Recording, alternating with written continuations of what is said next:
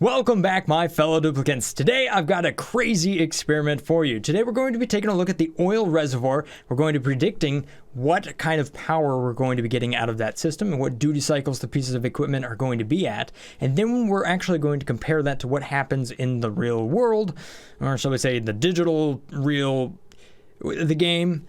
And then by looking at the save reports here. Now, the importing and analyzing of this data has been made a lot easier thanks to a new tool that's been developed by Desktop Coder over here. So this is with a lot of help from A Squared, Shibumi, Saber, Noldala, and Lithoran Prime over here. These are all people that have been on the Discord channel, and I've seen them working in the background over here on some crazy stuff. So not only was this a large collaborative project, but it was built on top of some open source software over here that was made by RoboFarad, which is the oxygen not included save parser over here. So the efforts of many people have all come together to pump out some crazy data here. So let's try to put all of these pieces together and see if we can get some good data out of it. So this system in question right here was actually recommended as an experiment by Joshua over here, who wanted to see if it was possible to get more water out of the oil reservoir than what you were putting into it. Now the thing is, there's been some changes to the equipment over here, so I don't think we're going to have a net positive as far as how this runs. So if we take a look at kind of my system calculator here, which I've recently updated, what you're going to see is the stuff in blue here is the ones that are important. Everything else you can ignore, because I know it's a lot of stuff on the screen. But essentially, these four pieces of equipment we are currently using. So we have an oil well, the refinery, petroleum generator, natural gas generator as well. So up here is the feeds and speeds of everything, basically. And down here is where I calculate the duty cycle to figure out how much it's actually going to run in a 600-second period of time. All right, so let's just run through the system from start to finish to see what all is going on here. It is complicated. There's lots of pieces of equipment, so you've been warned. Anyhow, we're going to start here with the oil well. We're going to feed that 1 kilogram a second of clean water, and that in turn will give out 3,333 grams a second of crude oil, which will then be collected in this pump down here, and the pressure sensor, once it reaches that, will be collected by this pump and pumped out into a tank. So that is going to be this tank right over here. That way we have a little bit of overflow control, and then that will be running to an oil refinery. Now the oil refinery is a piece of equipment that is run by the duplicants. The same with the oil well as far as its need to have pressure released. So that's the interesting thing that we're going to see here is these pieces of equipment that require a duplicant to come and do some maintenance on, how that actually affects what our actual production is versus what our calculated number is, because the calculation really can't account for those variables such as duplicants not being around. Anyhow, once the duplicant does all of that, it'll output petroleum. That petroleum goes to a overflow tank. That tank then flows up here to a petroleum generator. So the petroleum generator will give off two things: carbon dioxide, which I really don't have a plan for right now. It's just going to be pressurized inside of this chamber, and polluted water, which is going to be 750 grams a second. Now that number is down from the last time I worked with it, which was 1,250. At least I believe that's what I had written down. So you can see that that is not a gain in water. So that's actually, we're losing a little bit of water in that process. 250 grams a second from that, from start to finish there. However, the interesting thing here is that it only consumes petroleum at 200 grams a second. So maybe there is a gain. Hold that thought, we'll come back to it. Because there's two things that are happening down here as well. We're going to have natural gas that's going to be relieved from this well based on the pressure release threshold. And they're basically just going to go over there and let off a bunch of gas. Yep. This is a good job for your stinky dupes. And then we also have the oil refinery up here. And that is going to be obviously giving off a little bit of natural gas as well, but that's only 90 grams a second. Now I probably should have located this gas pump somewhere else, but what it's going to do here is it's going to detect natural gas and go to a reservoir tank, and that reservoir tank will then go up to the natural gas generator right there. And if it isn't natural gas, then it's going to be dumped outboard of the system. So we're just going to dump all the carbon dioxide over here Normally that would probably just go to a scrubber, or probably a better option right there would be to some slicksters to turn back into crude oil. So you might actually get a positive gain if we went to slicksters, but let's try to keep this experiment small enough to make it manageable. There's a lot going on. So we can see our byproducts here. Obviously, we are producing a little bit of polluted water out of that as well, so 67.5 grams a second. It's also producing a very small amount of carbon dioxide as well at 22.5. So there's a lot of different things to calculate. What a... There's a lot. That's why I made this spreadsheet a while ago, and I haven't really updated it for a while, but it's making a comeback today. So if you follow this process here, as far as our feeds and speeds and whatnot, and then I set the oil well here to be 100% uptime. So it has a duty cycle of 100%. I then start to get the numbers that I'm looking for here. And then I go back through and I balance all of the things like oil refinery and whatnot based on the resources that I have. And if something is out of balance, then the sums down here will show up. If it's 0, then everything is balanced. So you can see here, the one thing that isn't balanced is that I'm losing water, and I'm also gaining water, so I have a current net that is predicted at negative 216 kilograms a day. It also looks like I'm going to produce an extra 253 kilograms of carbon dioxide per cycle. So, hold on to that. That might be interesting. So many circular dependencies going on right now. Nope. Still apparently negative. So if I were to do slicksters, it would look like the end result here would be negative 161 kilograms of water a day. And then our yield for that would be just over 1,000 kilojoules a day if everything is up and running constantly, or shall we say as fast as it could be. The real world might be quite a bit different, or real fake. But let's take the slicksters out of it just to kind of simplify it a little bit. So 216 is what we plan to use up in a cycle, and then I hope to produce right around 866 kilojoules a day. That's how much I'm going to make, not how much I'm going to use. I'm wrong. That's the sum. It looks like I could potentially see 1,106 kilojoules produced in a day. But the net would probably be pretty close to 800. I'm not calculating the pumps. So anyhow, there's kind of some numbers to go by. So first things, I'm going to go ahead and just disable all of our steam turbines over here so that we're not generating power with anything but this over here. And that manual generator apparently. So let's just, there you go, just fill that up. I wonder how many things I missed this time. There's gonna be a lot. Oh, I don't have slime. Okay, I didn't explain the algae distiller. That's here because its byproduct is polluted water. So we get algae, great, but we also get 400 grams a second of polluted water out of that. So it's not going to run all day. However, we could potentially get back the necessary water that we need in order to make more of everything.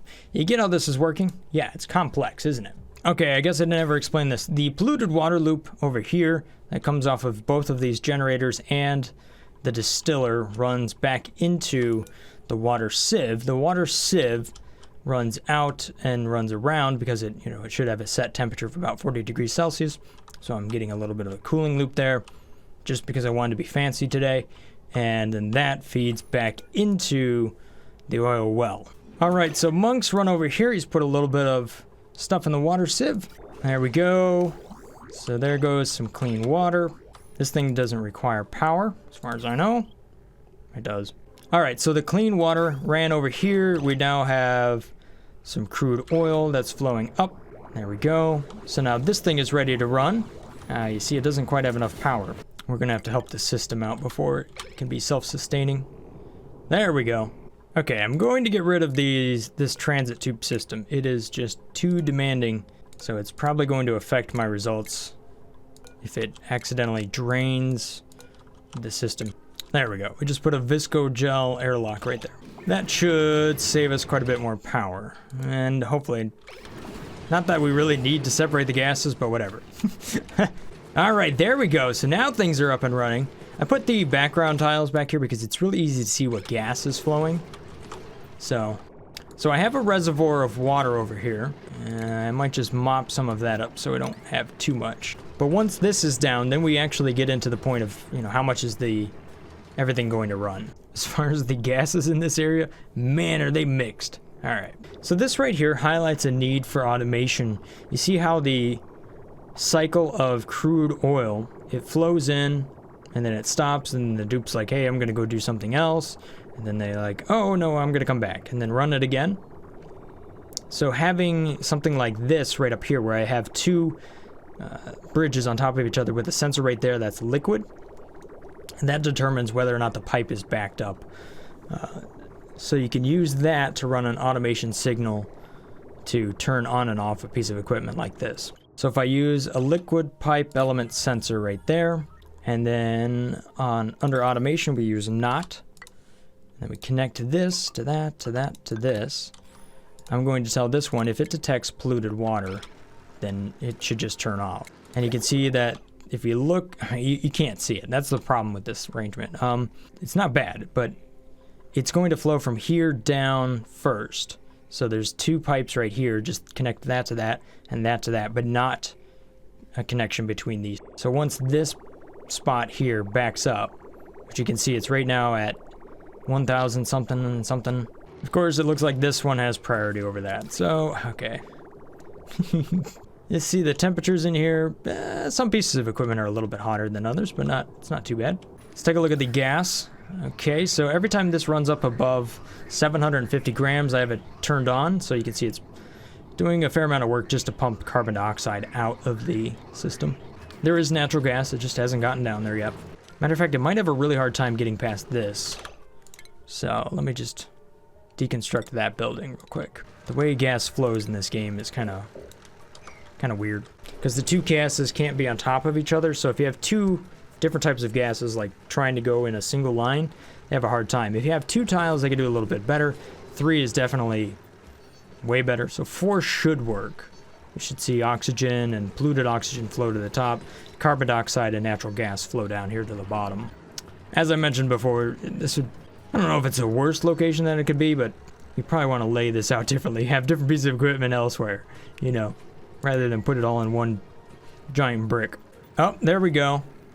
So you can see that Monk over here is now running the oil well. So that's giving off a lot of natural gas. And apparently my sensor isn't set right, so I'm dumping natural gas out of the system. See? We're discovering problems. Don't worry about it. It'll be okay. Haha, there we go. So now, the natural gas generator is up and running. It's producing polluted oxygen and power, clearly, because that's kind of its job. So the power grid over here is not very complex. It pretty much just runs this base over here on the right. Such madness. All right, so it seems like things are running pretty well. I'm going to wait till this pressure goes below that sensor before I start doing any data gathering. So I'm just going to let this thing run for a few more cycles. I think at cycle 70, I'll start to kind of do my data gathering. But luckily, since I can just export my saved file and get my data that way, I don't really have to worry about it. Wow, look at all that carbon dioxide. There's tons of it. Am I miscalculating something? Or do I just have like a net carbon dioxide that I'm just not even figuring out here? Well, it is 253 kilograms a day. All right, here's the part where I just can't avoid it. Can't get away from it. I'm going to have to figure out, do I have it? That's 422 grams a second of carbon dioxide that I need to process. So therefore, where's my natural gas? Hello? Natural gas? Well, apparently that's only going to do 20. You see, the one thing that isn't accounted for here is just how much is released out of this well. I don't have that number figured out. Okay, so you'll notice here that I'm not automating the power generation here. And that's because I want to get nice consistent results of just how much power I'm generating in a single cycle here per this pattern, right? So there's a pattern of releasing the pressure here, and there's a pattern of the oil refinery as far as the processing there. And I want to see how that plays out as per my calculations versus my reports in the actual game. So that's why I'm not turning these on and off based on what this battery power level is. Yeah, you can see how all of the natural gas is like right up here. That's right around 3 kilograms. And the rest of this is carbon dioxide. So here's what I'm going to try to do. I'm going to just allow a little bit more flow between this and that. So we'll kind of let this gas come over here and figure out which way it wants to go. Okay, so you can see how the gas kind of settled out this way. I'm just going to put another pump up there. That way I get a more accurate representation of what's going on with the natural gas. I think in general there may just be too much gas for one pump anyhow. So if this is hooked up to an Atmo thing, and then we do this number, as long as that is above 750, then we'll detect whether or not that is natural gas. And if it is, then it'll kick it over here. Then anything else just gets thrown overboard. And on my test map here, all of this out here is void, so any gas that finds its way out just gets deleted. Fancy, I know. This is a very fancy episode, isn't it? Okay, so I can tell you thus far that the liquid is not going up because this pressure keeps coming down. So I think my calculations are fairly correct thus far. So I have heard that there's work in progress as far as exporting the data from something like a sensor like this, so that it too can be graphed over several cycles. So many sweet mods waiting to happen here in Oxygen Not Included. I'm looking forward to it. I want more flowcharts. I want more charts, more data. I'll take over the world. This Atmos sensor needs to be lower. It's currently not in the right spot. It's not that it's in the right spot. We're just going to copy these settings. There we go. So then if any of these are true, then it'll send a signal. So they don't all have to be true. Just one of them has to be true for that true to go through. Okay, we're still not quite stable just yet as far as the amount of liquid I have. So what I'm going to do is I'm going to type this in at 516. Okay, if we're above that, then it'll run. If we're not, then that won't run. And that should make the system... Stuff will happen. Alright, so if we take a look at the reports here in the previous cycle, how much power was generated? 1,300. Okay, that's a little bit more. 1,200. 1,087. So just to get an idea while this experiment is running in the background, the number I'm looking for is this plus that. So that's 1,106. So you can see the number has fallen below. Okay, here we go. This is cool. So the liquid here is now below the threshold. So it has to build up before it runs again. So there we go, now it's running. So this pipe is no longer backed up. And this pool is being fed by two different things. We got the petroleum generator and the natural gas generator filling up that pool. Seems like I have a surplus of natural gas. Is this thing really going up? Hold up. Did I calculate something wrong again? This is such a... Oh, buddy. No way. Oh, that's because I don't... That's that one unknown variable. How much comes out of the oil reservoir? I have no idea. So maybe that's... Well, I guess we did just empty that out. Oh, buddy. Yeah, and it is slowly going back down. I'm gonna have to keep an eye on that. Okay, no. You can see here that the gas has been emptied. So it's no longer doing all of that. Alright, so we've made it through about 5 cycles here, but the extra water has pretty much run out. So at this point, it's not producing as much power. So what I'm going to do is I'm going to enable the algae distiller at this point, and then we're going to see how that compensates for the lack of water. So essentially, we're turning slime into power by first feeding it through an oil reservoir, and then sucking it out of the reservoir and going through a whole complicated process of turning it into petroleum and natural gas. I'm also going to use the XOR gate here. I'm also going to use an XOR gate here. That way, this pump here, the algae distiller won't run if this one over here is true. So if that becomes true and that one's true, then this will turn off. Yeah, I think that's a good idea. I don't know. All right, so here we are at the end of cycle 83 here. So it's time to take a look at our results. So I'm going to go ahead and hit save on this game. That's going to save our data. And now I want to head over here to the save reports. And then I'm going to have to refresh this and upload my latest save file. So I'll click on that one, click open. It's now uploaded, and I say I want a CSV, hit submit, and right down here on the bottom, I should get my CSV out of it. Perfect. Okay, so I don't have a great chart set up for this just yet. This is kind of an early one, but what I should be able to do is insert that CSV here. So if I go over to File, Import, Upload, and drag that file in there, boom. So I'm going to insert into New Sheet. So here it is. Here's my save file right down here, and you can see all of my data. So this is where I do my reporting. I'm just going to copy over what I want because I have a second page that does a VLOOKUP for all of this stuff. So if I just highlight what I want, the data I want, I'll go ahead and do this and just paste that right there. There we go. So now if I look at the charts, this is now looking at that. So then I can select what I want, power added, or maybe the number of dupes, power wasted. So now I only want to look at cycles 70 through the finish right there. So I'm just going to go ahead and get rid of those. No data. Oh crap. Aha! There we go. Interesting.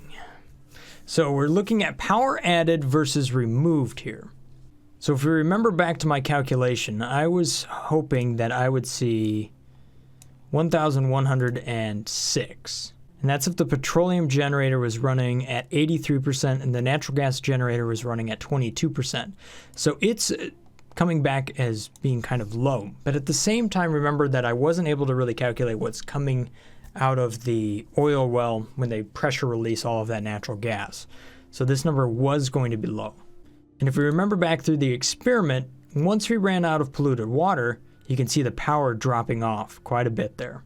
On the bottom here in red is the power being removed. So you can see right here, once we got near the middle of the experiment, that's more right around 75 or so, that the power removed and everything just slowed to a stop. And then once I turned on that algae distiller, boom, it shot right back up. And you see what these numbers are, 1,195, 1,120. So that's pretty close to what I was calculating right there. But it also is not as random as I thought it was going to be. I thought the chart would be doing this a lot more, but it isn't. I mean, these are cycle averages. So 1106, and you can see right here, the low is 1097 and the high is 1195. So really not bad. So I think this tool is really cool. Thank you to Desktop Coder and everybody else that's been helping out here bring that to life and make it available for other people and everybody to use. You can find that on my Discord channel under the Tools tab.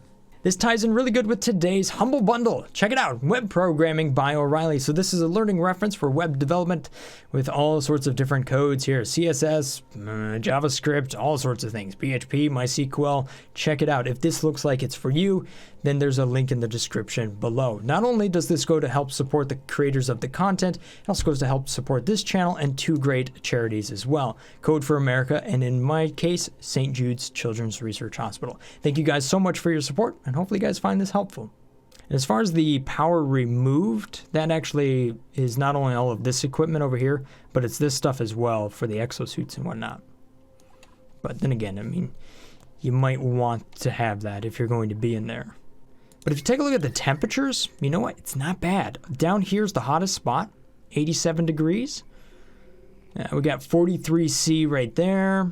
So everything averaged out fairly decent. Seems like gold amalgam is really all you need if you're going to do something like this.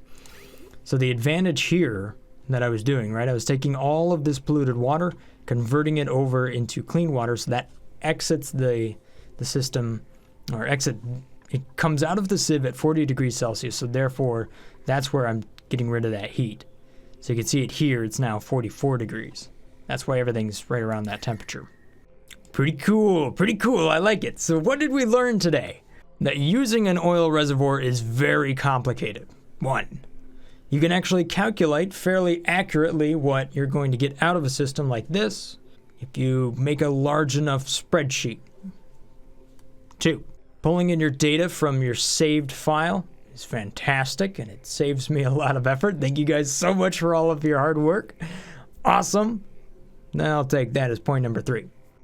Do we get a net gain of water out of this? No, we don't. but it was pretty cool to try. But what if we were to feed the carbon dioxide to the slicksters? Well, I've already done the calculations for that. You do change the game a little bit, but going from a gas to a liquid still doesn't seem all that efficient. However, there are other methods that people have mentioned down there in the comment section below, and I know you guys may have already typed it up, but what if we were to convert this without the oil refinery? Because if you take a look at the refinery and what it's doing, it's bringing in crude oil at 10 kilograms, but it's only exiting at 5 kilograms, so it's reducing it by 50%. What if we were to go around that? Well, that'll have to be for another episode. Thank you guys for watching. Hopefully you guys have enjoyed this little episode here of Oxygen Not Included. Let me know what you think down there in the comment section below, and if you got a great way to heat up that crude oil and maybe turn it into petroleum, let me know about it. Thanks for watching. Have a great day. Stay awesome. Peace. Brothgar out.